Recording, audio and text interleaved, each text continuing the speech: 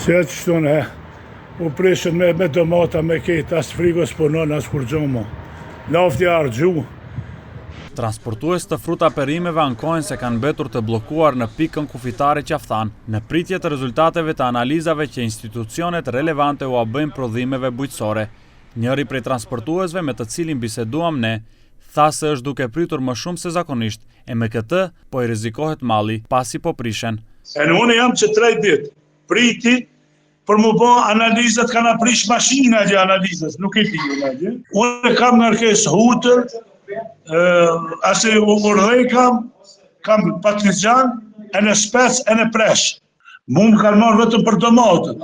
3 ditën e parë, që 3 ditë i kanë marrë analizat. Mu asë për kërqap nuk bëhot mos, jo për që tërsene mu. Si të rije mallin frigo, nish mu prish malli, sa e nërkot gjimës pejke, edhe të arë me një shkupa i du të mu pejk. A kjo e ka përcit pekmen. Ta shë e hinë atë fazën që du të mu prish. Televizioni 21 me pyetje ju drejtua 2 organeve që kryejnë analizat e nevojshme, Inspektorati Shtetëror të Bujqësisë dhe Laboratorit Fitosanitar. Nga Inspektorati i Bujqësisë, sektori përmbikëqyrjen inspektuese në fushën e politikës fitosanitare na thanë se punojnë sipas planit të punës së Inspektoratit Fitosanitar dhe nuk kanë afate kohore. Ky kontroll fitosanitar përveç kontrolleve vizuale përfshin edhe marrjen e mostrave për analiza lidhur me organizmat e dëmshëm si dhe mbetjet e produkteve fitofarmaceutike në produktet bujqësore të origjinës bimore.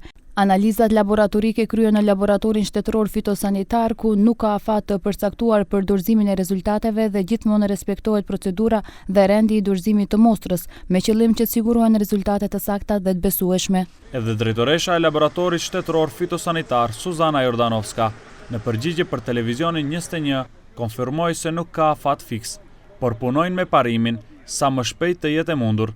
Por ajo zbuloi po ashtu se kësaj here vonesa për rezultatet e analizave të fruta perimeve po ndodh për shkak se aparatura është jashtë funksioni, siguron se shumë shpejt do të rregullohet.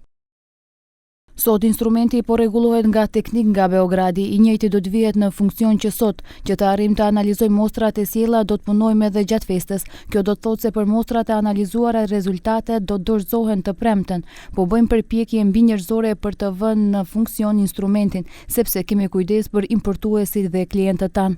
Televizioni 21 me pyetje i u drejtua dhe ministrit të bujqësisë, Cvetan Tripunovski, nëse parashihet dëmshpërblim ndaj transportuesve në rast se prodhimet bujqësore prishen për shkak të vonesave të analizave, por përgjigjen nuk morëm.